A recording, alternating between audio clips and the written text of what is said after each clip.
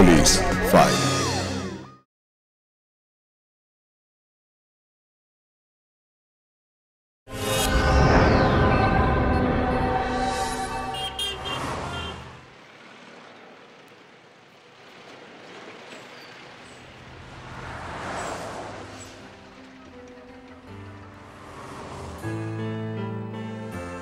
শ্বশুরের পয়সা খাওয়া, কানা করে খরচ নেই, কোনো দায়িত্বই নেই, যা আয় করে সব জমায়।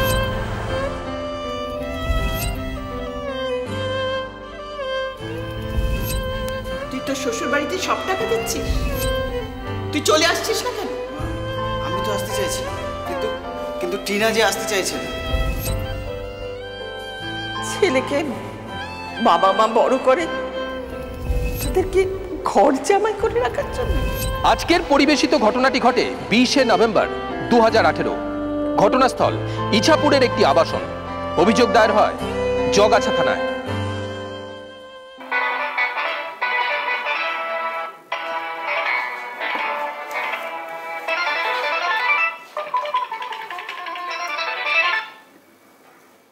হ্যাঁ বলুন, কেমন আছেন? কেমন আছি মানে শুনুন, আমি যে জন্য ফোন করেছিলাম সেটা হচ্ছে যে সৌমেন খুব অসুস্থ, বুঝেছেন? হ্যাঁ, কি হয়েছে আমাদের সমুর? কি হয়েছে ঠিক বুঝতে পারছি না। আপনারা এক কাজ করুন, আপনারা এক্ষুনি চলে আসুন। আমাকে সব খোলাখুলি বলুন। হ্যালো হ্যালো, কি হয়েছে? কি ফোন করেছে? বৌমার বাবা ফোন করেছিলেন। কি বলছে? বলছে আমাদের সমুর নাকি খুব শরীর খারাপ, আমাদের এখনই যেতে হবে। সমুর শরীর খারাপ? কি করে হলো? কিছু বলেছে তোমায়? কি হয়েছে? না, তার আগেই তো ফোনটা কেটে দিল। আরে তুমি একবার ফোন করো না। কি হয়েছে মা ভাই? তোর ভাই খুব শরীর খারাপ, কি হয়েছে তো বোঝা যাচ্ছে না, ফোনটা তো কেটে গেল। দাঁড়া, আমি একবার ফোন করছি ভাইকে।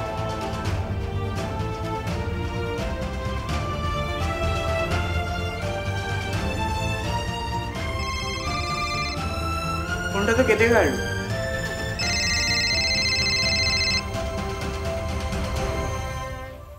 বৌমার বাবা আমার ফোনটাও কেটে দিলেন। আর দেরি করে লাভ নেই, আমাদের এখনই যেতে হবে। চলো তাড়াতাড়ি রেডি হও তো, দেখি কি হলো। কি হবে এখন? আমার সমু কোথায়? কোথায় সমু? কি হয়েছে তার? কি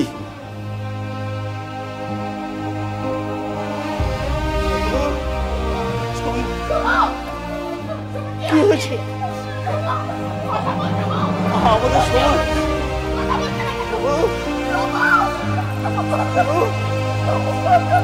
কি বললে তো?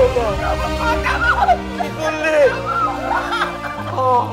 আমার ছেলেকে শেষ করে দিলে। ভাবতে বারণ করেছিল, কেন থাকলি এ বাড়িতে?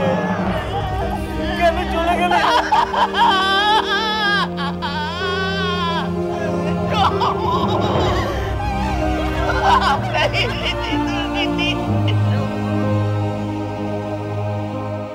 এতক্ষণে নিশ্চয়ই আপনারা বুঝতে পেরেছেন যে আমরা কোন কাহিনী দেখাতে চলেছি। কিছুদিন আগেই খবরের কাগজে এই ঘটনাটি প্রায় সবারই নজরে পড়েছে। জামাই খুন হয়েছে শ্বশুর বাড়িতে। এই মৃত্যুর পেছনের সম্ভাব্য কারণ কি সেটাই আমরা দেখাবো আজকের পুলিশ পালসের এই পর্বে। তার আগে আসুন চরিত্রগুলোর সঙ্গে আপনাদের পরিচয় করিয়ে দিই। সৌমেন নস্কর, বয়স 22, বাড়ি হাওড়ার সলপে, আরতি কটন মিলে কাজ করে। সৌমেনের বাবা অমর নস্কর, মা মিনতি নস্কর, দাদা পলাশ নস্কর। টিনা বাগ, বয়স 20, বসবাস হাওড়ার আমতায়, এখন ইছাপুরের মাঝের পাড়ার আবাসনে। টিনার বাবা কুশল বাগ, মা পারুল বাগ, দাদা রাহুল বাগ। সৌমেন আর টিনার বিয়ে হয়। কি গো, বৌমাকে দেখছি না? বৌমাকে না ডেকে আমাদের খেতে দিয়ে দিলে? ডাকিনি, আবার অনেকবার ডেকেছি, বললো খাবে না। কেন খাবে না? কেন জানি না। জানি না বললে হবে? তোমার কি বুদ্ধি! নতুন নতুন এসেছে, তার কি সুবিধে অসুবিধে আমরা কি চাই জানি? একবার মুখ ফুটে তো জিজ্ঞাসা করতে হবে। জিজ্ঞাসা করিনি আবার? 10টা কথা বললে তো একটা উত্তর দেয়, তাও হু বা নাতে। আমি কিছু বুঝি না বাবা। তুমি যাও, আবার বৌমাকে ডাকো।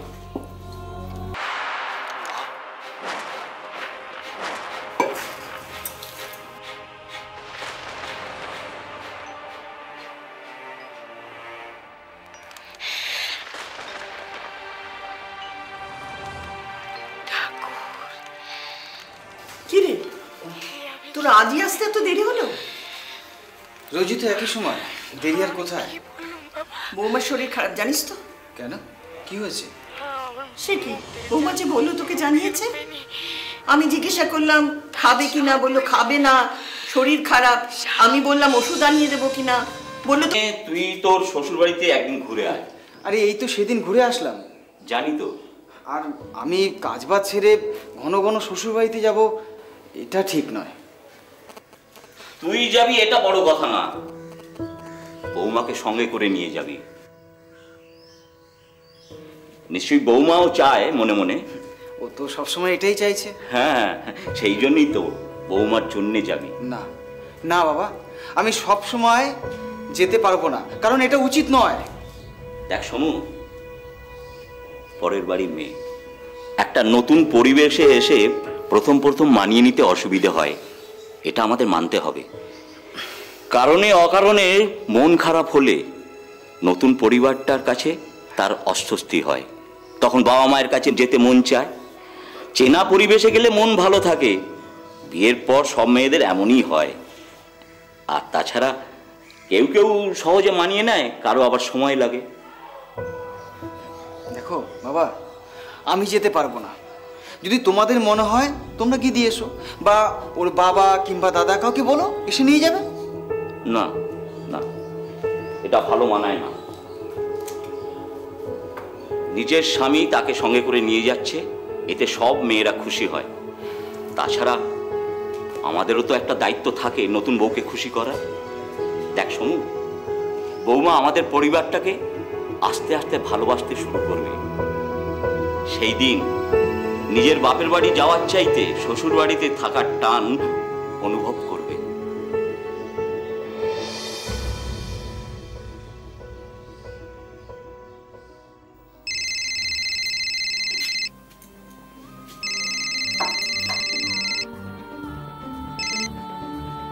হ্যাঁ মা বলো।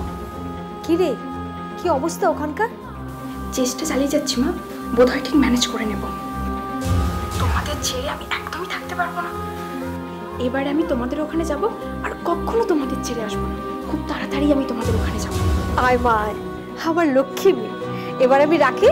হ্যাঁ হ্যাঁ ঠিক আছে, রাখো।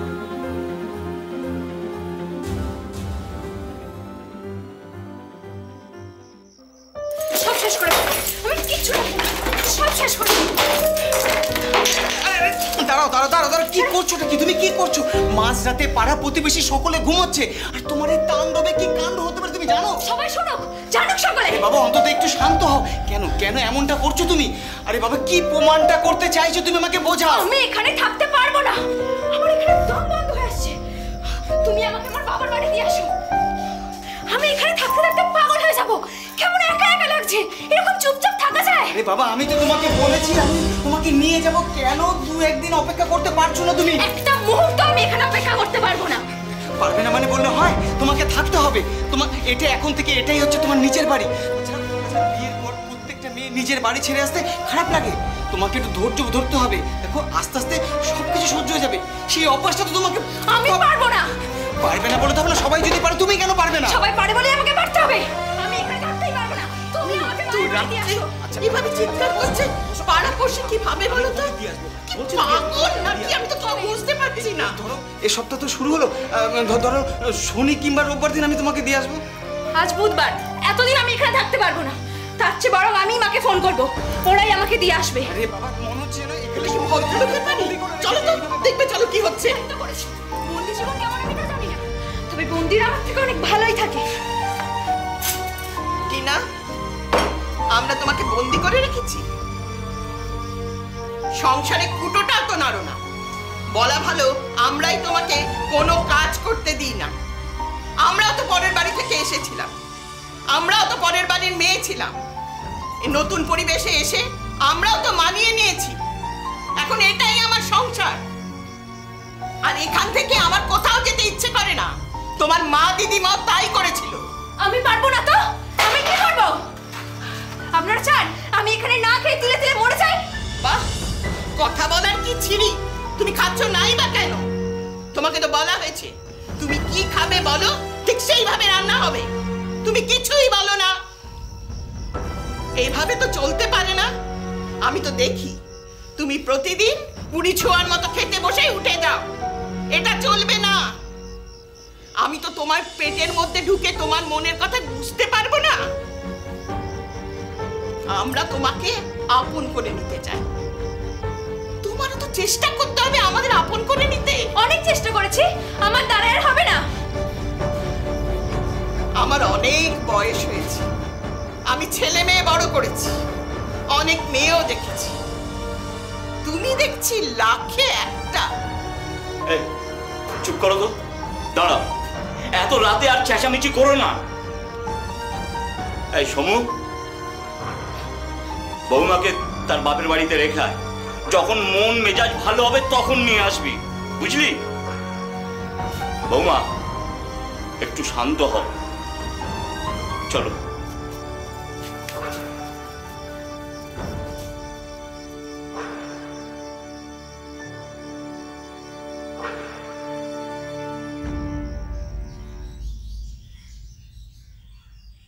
নিজের কি চেহারা করেছিস মা, না খেয়ে খেয়ে এই কদিনে একদম হাড় চিরচিরে হয়ে গেছিস। এই শোনো, হ্যাঁ বলো। জিওল মাছ নিয়ে এসো তো, পাতলা ঝোল করে মেয়েকে খাওয়াবো। আর কুলেখাড়া নিয়ে আসবে, আচ্ছা বেটে খাওয়াবো, বুঝলে? আচ্ছা। গায়ে রক্ত হবে। ঠিক আছে ঠিক আছে। সে কি গো মা, ওর কি রক্ত অল্পতা হয়েছে নাকি ওকে কুলে খাড়ার ঝোল খাওয়াবে? ওকে বরঞ্চ মুরগির ঠ্যাঙের ঝোল খাওয়াও। তুই থাম, তুই কি বুঝিস রে? তুই নিয়ে এসে বোনকে খাওয়া না। নিজের রোজগারের ধান্দা নেই, আর শুধু বড় বড় কথা। মা, আমার এসব কিচ্ছু লাগবে না। তোমার সঙ্গে যদি এইভাবে থাকতে পারি না, আমার আর কিচ্ছু লাগবে না। আগলি মেয়ে আমার। আমি আসি। আসে কি বাবা, খাওয়া দাওয়া করে যাবে? না, খেয়ে গেলে আমার অফিসে দেরি হয়ে যাবে। আমি বরঞ্চ অফিসে খেয়ে নেব। আমি এলাম, টিনা, এলাম। খেয়ে গেলে তুমি অফিস থেকে এখানেই ফিরবে তো? ঠিক বলতে পারছি না, আমি ফোন করে দেবো তোমাকে। এলাম আমি। আচ্ছা এসো বাবা, সাবধানে যেও। যাক বাবা, এতদিনে শান্তি। দূর পাগলি মেয়ে।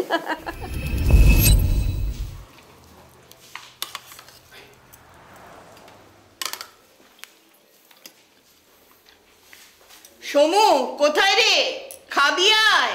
হ্যাঁ আসছি। তোকে আর একটু দেবো? না না, ঠিক আছে।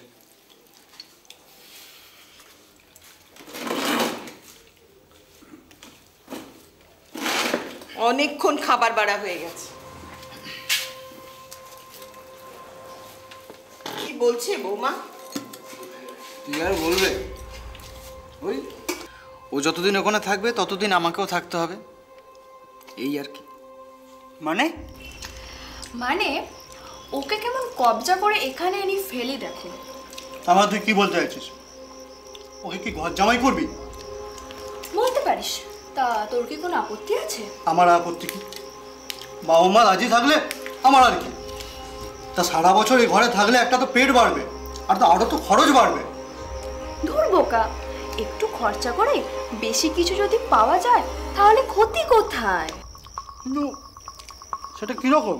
ওরা চাইছে আমাদের সমু ওখানে থাক, তাতে শুধু বৌমার ভালো না, ওদের পরিবারেরও ভালো। কি সব বলছো? ওর কি কোনো কাজ নেই? ওদের বাড়িতে গিয়ে থাকবে? ঘর জামাই হতে যাবে কোন দুঃখে? ওর কি বাড়ি ঘর নেই? আমার অভিজ্ঞতায় বলছে। কি সমস্ত কথা বলছো তোমরা? যত সব ফালতু কথা। আমি ফালতু কথা বলছি না, তোমরা শুধু আমার খেলাটা দেখে যাও আর আমাকে সাপোর্ট করে যাও। তুই তো কিছুই করিস না, ঘরের কত খরচা জানিস? তার উপরে বাবারই বা কত আয়। নতুন ফ্ল্যাট কিনেছো, তারও তো একটা খরচা আছে। এসব সামলাবে কি করে ভেবেছো? আর আমি মেয়ে বলি সবসময় আমাকে বিয়ে করে শ্বশুর বাড়ি থাকতে হবে। তো ওখানে আমার মন ধরে না, আমার ভালো লাগে না তোমাদেরকে ছেড়ে ওখানে থাকতে। আর আমি তো তোমাদেরই সন্তান, বলো তোমাদের ছেড়ে থাকে কি করে? আর তাছাড়া সবসময় এরকমই কেন হবে? বিয়ের পর মেয়েরা শ্বশুর বাড়ি গিয়ে থাকবে, ছেলেরা কেন থাকবে না? আমারও তো তোমাদের প্রতি একটা দায়িত্ব কর্তব্য আছে নাকি? তোমাদের ভালো মন্দে আমারও তো থাকতে ইচ্ছা করে।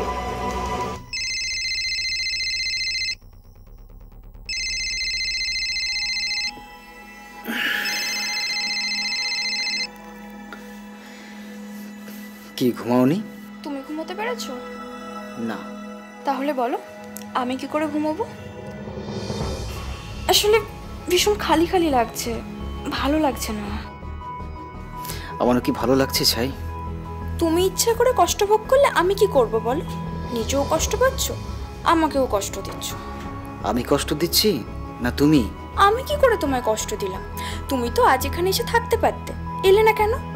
শুধু শুধু আমায় দোষারোপ করলেই বা কেন? আমি তোমাকে তোমার বাবার বাড়িতে রেখে আসতে গিয়েছিলাম, থাকতে যাইনি। থাকতে কেউ বারণ করেনি। নিজের বাড়ি থাকতে কথায় কথায় শ্বশুর বাড়িতে থাকতে যাবো কেন? জিনিসটা ভালো দেখায় না। ও তাহলে আমি নিজের বাড়ি থাকতে শ্বশুর বাড়ি কেন থাকবো? মেয়েদের শ্বশুর বাড়ি নিজেদের বাড়ি। জোর করে বলানো হয়, আদৌ তো তা নয়। তুমি বা তাহলে আমার বাবার বাড়িকে নিজের বাড়ি ভাবতে পারছো না কেন? তুমি তো আমার বাবা মাকে বাবা মা বলেই ডাকো। আরে এটা তো নতুন কিছু নয়, বরাবরের নিয়ম। নিয়মের দোহাই দিয়ে কি লাভ হচ্ছে? শুধু শুধু আমায় কষ্ট দিচ্ছ। তুমি এরকম জানলে না আমি তোমাকে বিয়েই করতাম না। এই কটা দিন হলো আমাদের বিয়ে হয়েছে, এর মধ্যে দুজনে আলাদা থাকবো? আমি কেমন মানতে পারছি না। আমার কেমন সন্দেহ হচ্ছে। আমার মনে হয় তোমার নিশ্চয়ই কোনো অসুস্থতা আছে। কি সব বলছো তুমি? যা পারছো তাই বলছো। শোনো, তুমি বাড়ি ফিরে এসো, তোমার সব সন্দেহ দূর হয়ে যাবে। না, আমার যত কষ্ট আমি সব সহ্য করে এখানেই থাকবো। সন্দেহ দূর করতে হলে তোমাকে এখানে আসতে হবে। তোমার দায়িত্ব তোমার স্ত্রীকে সব দিক থেকে খুশি রাখা। এখন তোমার সিদ্ধান্ত নেওয়ার পালা। তুমি তোমার দায়িত্ব পালনে সক্ষম না অক্ষম।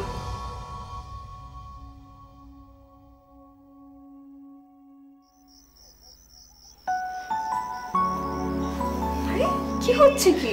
তোমার সন্দেহটাকে দূর করতে হবে না? আরে আমাকে যে প্রমাণ দিতে হবে। ছাড়ো, অনেক প্রমাণ দিয়েছো। তুমি অনেক বড় কথা বলেছো, তাই এখন প্রত্যেক দিন আমাকে প্রমাণ দিতে হবে। তার জন্য আমি প্রস্তুত। খুব না? তুমি তো তাই চেয়েছিলে। কি? আমি অসুস্থ, তোমার তো আগে থেকে। বাবুর রাগ হয়েছে? রাগ হবে না কেন বলো? আরে বাবা, তুমি পরীক্ষায় পাশ করেছো। আমি আরো বিভিন্নভাবে পরীক্ষা দিতে চাই। আরে ছাড়ো, মা এক্ষুনি খেতে ডাকবে। না, ডাকুক। আরে বাবা আগে খেয়ে আসো, সময় তো পড়ে আছে। না না না, বাবুর মনে নেশা লেগেছে মনে হয়। এই নেশা সঙ্গী নেশা না হলে যে একার নেশা হয় না। ভালো লাগছে না। কেন? দুপুরে বাবার কষ্ট দেখে। কেন, কি হয়েছে বলো? দুপুরে বাবা বাইরে থেকে বাড়ি এলো, খুব পিপাসাও পেয়েছিল, জল খেতে চেয়েছিল। মা দিল, কিন্তু খেলো না। আসলে যা গরম পড়েছে, একটু ঠান্ডা জল খেলে শরীরটা জুড়ায়। বাবারও অনেক দিনের ইচ্ছা ছিল একটা ফ্রিজ কিনবে, কিন্তু টাকার অভাবে আর কিনে উঠতে পারলো না। এই নিয়ে আলোচনা করছিল। আমার ইচ্ছে করছিল আমি গিয়ে বলি আমি কিনে দেব, কিন্তু তাও তো আর পারছি না। শোনো শোনো, তুমি তোমার বাবাকে বলো একবারে অত টাকা না দিয়ে আস্তে আস্তে, মানে ওই ইনস্টলমেন্ট, তাতে ওনারও কোনো অসুবিধা হবে না। আমি বাবাকে চিনি, আমি জানি ওনার কষ্টের কথা, সেখানে আমি এটা বলতে পারি না। আর আমার ইচ্ছা করছে যে আমি যদি কিনে দিতে পারতাম, কিন্তু শোনো শোনো শোনো, তুমি এত টেনশন করো না, মায়ে হো না। সত্যি তুমি কিনে দেবে? হ্যাঁ দেবো তো। আচ্ছা আমি নিয়ে নাও। হাসছো কেন? হাসছি এমনি এমনি। চুলটা যে পেকেছে রসে পাকেনি, বয়সে পেকেছে। বয়সের সাথে সাথে অভিজ্ঞতাও বেড়েছে। সত্যি আমার সমুখী ঘর জামাই থেকে যাবে? আমি তো হাত গুনতে পারি না। আমার মনে হয় না যে সমু রাজি হবে। যাকে ওদের এখন কিছু বলার দরকার নেই। অল্প বয়স, সদ্য সদ্য বিয়ে হয়েছে, ওদেরকে ওদের মতো থাকতে দাও।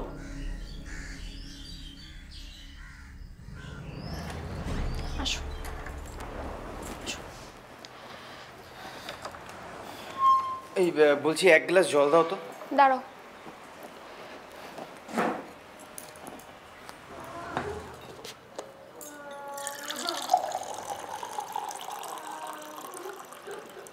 মায়ের আবার কি হলো? দাঁড়াও তো দেখি। কি হলো তোমার? কাঁদছো কেন? কি হয়েছে?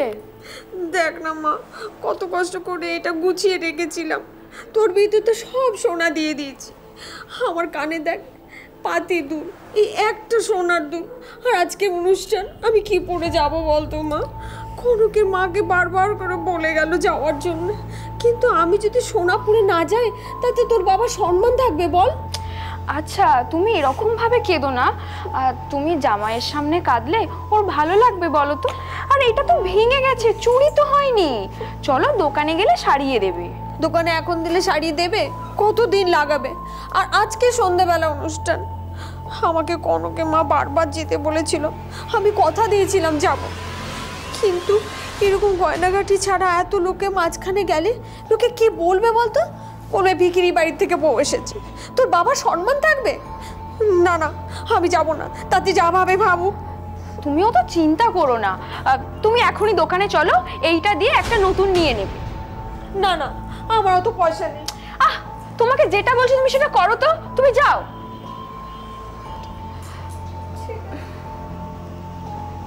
কি গো, সবই তো শুনলে, তোমার কাছে কিছু টাকা হবে?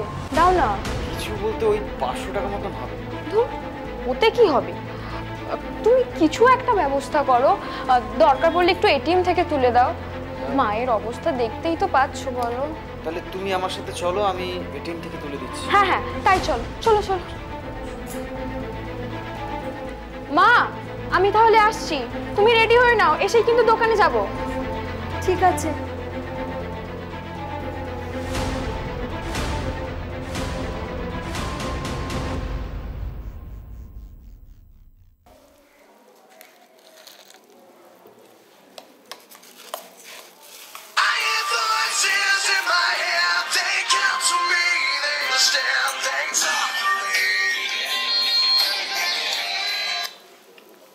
হ্যাঁ বল।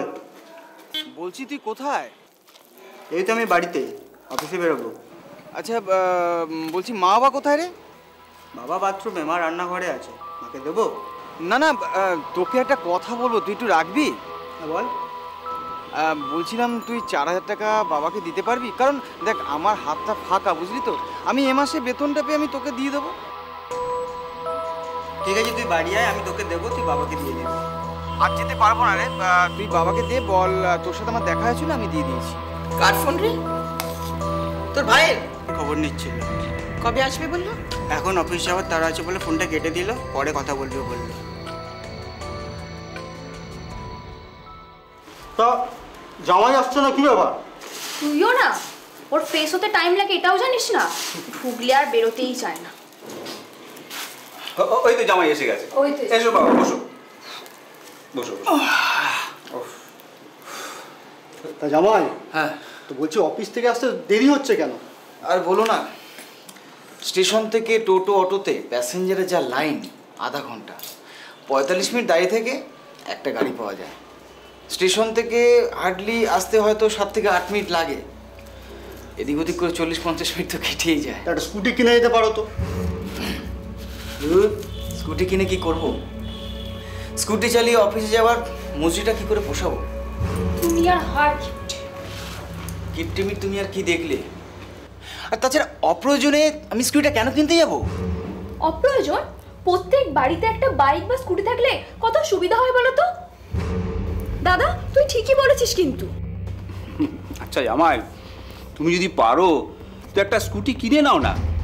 এই যে তোমার প্রতিদিন 40 থেকে 45 মিনিট সময় নষ্ট হচ্ছে, এটাকে তো তুমি বাঁচাতে পারবে বলো? আর আজকালকার দিনে 1 মিনিট সময় নষ্ট হওয়া মানে বুঝতে পারছো? তাছাড়া বাড়িতে একটা বাহন থাকলে পারে বিপদে আপদে কত কাজে লাগে বলো। একদম ঠিক। যাক বাবা, এই এতদিনে এমন একটা কথা বললাম যাতে সবাই মন ভরে গেছে, না হলে তো আমি কথা বললে সবাই হে হে করে হেসে ওঠে। তাহলে আমি বেকার ছেলে তো বেকার কথা বলি। ছেলেটা না। কি গো বাবা, কি ভাবছো? স্কুটি কিনবে? মা, স্কুটি কেনাটা অত সোজা? বলে দিলাম আর কিনে নিয়ে চলে এলো। এ তো আর মুদি দোকানের মাল নয়। স্কুটি কিনতে কত টাকা লাগে জানো? জানি জানি জানি বলেই বলেছি। সাদে কি আর তোমায় হার কিপটে বলি? একটা স্কুটি কিনতে 60 থেকে 70,000 টাকা লাগে, আর এত টাকা আমার কাছে নেই। তোমার যা স্বভাব, সারা জীবন নেই নেই করেই কাটাবে। আমি একটা কথা বলবো, বলছি যে যেহেতু প্রস্তাবটা আমিই দিয়েছি, সবার পছন্দ হয়েছে, তা বলছি একটা ক্লু দিতে পারি সমাধান। বলছি ওই জামাইয়ের তো প্রভিডেন্ট ফান্ড আছে, তা সেখান থেকে যদি কিছু টাকা তুলে নেওয়া যায়, মানে ধরুন 60% টাকা তুললে তো মোটামুটি একটা স্কুটি হয়েই যাচ্ছে। দাদা, তোর কি বুদ্ধি রে! আর এই হাজারামটাকে দেখ, শুধু খাটতেই জানে, কি করে টাকাটা কাজে লাগাতে হবে সেটা জানে না।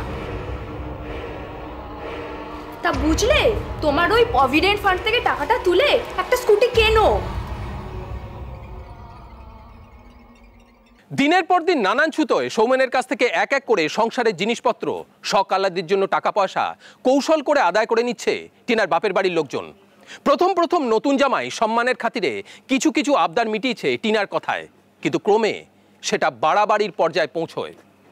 সৌমেন আপত্তি জানাতে চাইলে টিনা তার বিপক্ষে গিয়ে বিশ্রী কাণ্ড কারখানা করতে থাকে।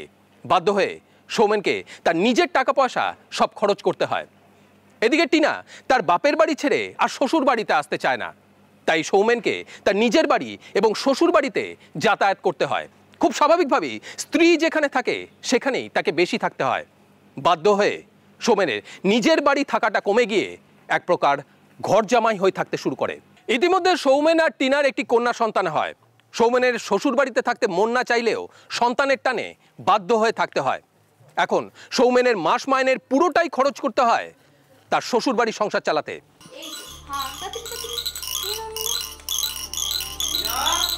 হ্যাঁ বলো। এই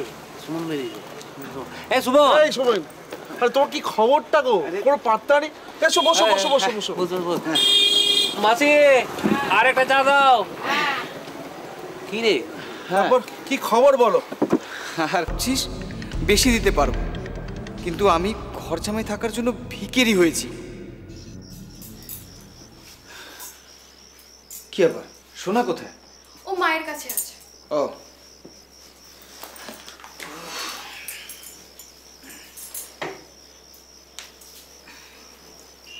দাও তো। কি দেবো? আজ মাইনে হলো তো, মাইনেটা দাও। কেন? যখন যা চাও তাই তো আমার সাধ্য মতন সব কিছুই দিচ্ছি। সে তোমার দেয়ার উপরে সবাই ভর করে থাকবে, সেটা তো ভালো দেখায় না। মাইনেটা দাও। দেবো না। দেবে না বললে তো আমি শুনবো না। কই দাও। আরে বাবা, কি করছোটা কি? আরে দাঁড়াও, আরে আরে দাঁড়াও, কি করছো কি?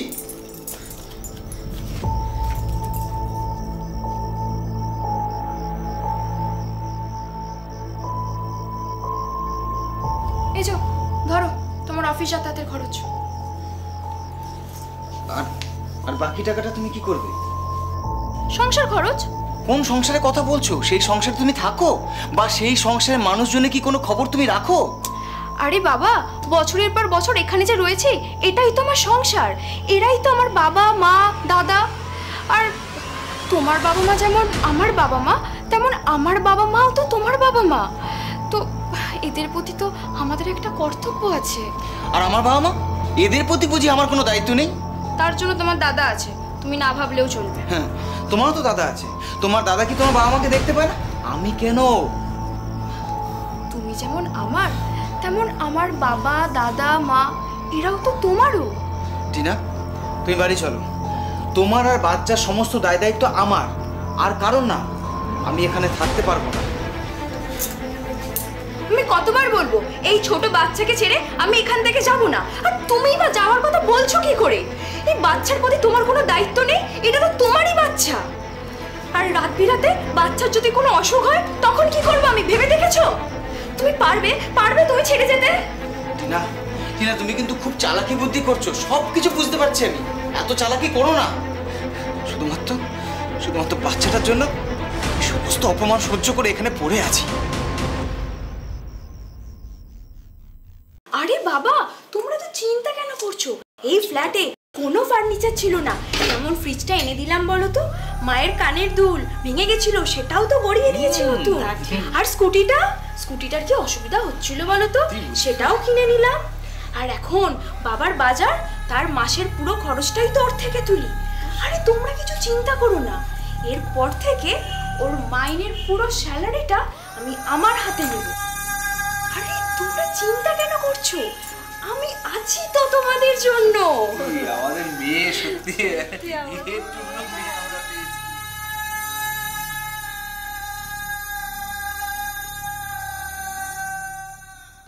বাবা, বাবা আমি ভালো নেই, আমি একদম ভালো নেই। ওদের জ্বালাতে আমি শেষ হয়ে যাব।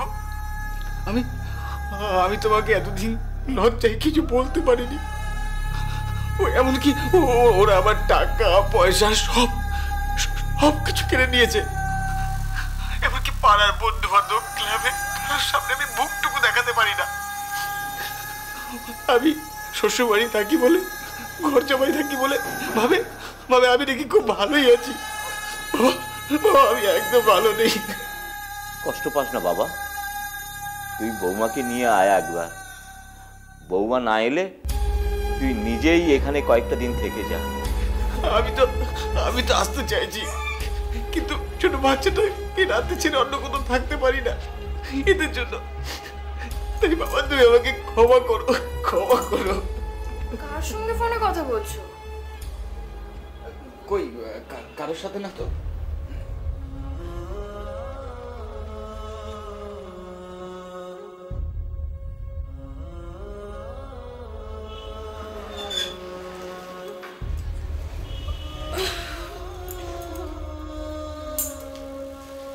আমাকে ৬-৭ হাজার টাকা দাও তো। বলছি তো আমার কাছে কোনো টাকা নেই। সারা জীবন নেই বলে নাকে কান্নার আর শেষ নেই। আমার এত কথা ভালো লাগছে না। বাবা টাকাটা দাও, বাবা দাদার কি দরকার আছে? আরে বারবার ধরে বলছি আমার কাছে কোনো টাকা নেই। কেন শোনো, এই কেন বারবার ধরে আমাকে বিরক্ত করছো বলো তো? জামাই, তুমি বিরক্ত হচ্ছ? যে সংসারে তুমি আছো সেই সংসারে বিপদে আপদে তুমি দেবে না, নাকি দান ছত্র করবে? আমি অত দানি নই। তাছাড়া এই সংসারটা আমার নয়। অনেক বলেছেন, এই সংসারের জন্য আমি অনেক দান করেছি, আর পারবো না। না, মনে হচ্ছে ও টাকাটা দেবে না। দাঁড়া, দেবে না মানে? এই টাকাটা দাও।